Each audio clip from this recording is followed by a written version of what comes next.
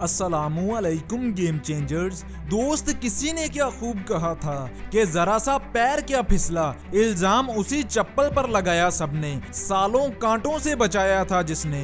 दोस्त, सच तो ये है कि जब मतलब निकल जाता है तो लोगों का बात करने का तरीका भी बदल जाता है।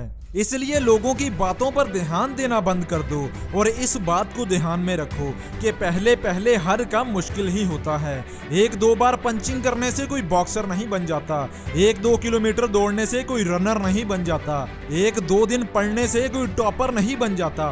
दोस्त, याद रखो कि कामयाबी एक ही काम को बार बार करने का नाम है। जिस काम को बार बार किया जाए उस काम में इंसान मास्टर बन जाता है। दोस्त, किसी ने क्या खूब कहा था कि इंसान जिंदगी में इन तीन चीजों से बड़े बड़े सबक सीखता है: धोखेबाज इंसान, नाकामी और खाली जेब। ये तीन चीजें इंसान को असल में इंसान बनाती हैं।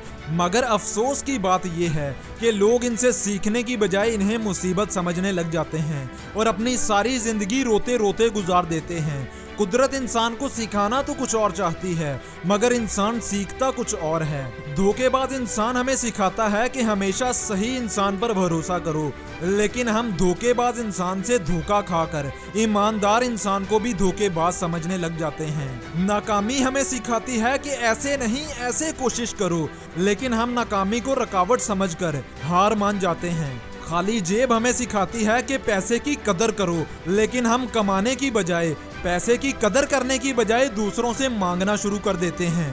इसलिए ये सोचो कि तुम कामयाब कैसे बन सकते हो, क्या क्या काम करके तुम खुद को अपनी मंजिल के और करीब कर सकते हो। याद रखो, कामयाबी ज्यादा सोचने से नहीं मिलती, बल्कि कामयाबी तो सही सोचने से मिलती है। और आप सही तब ही सोचोगे जब बुरे लोगों के बारे में सोचना बंद कर दोगे।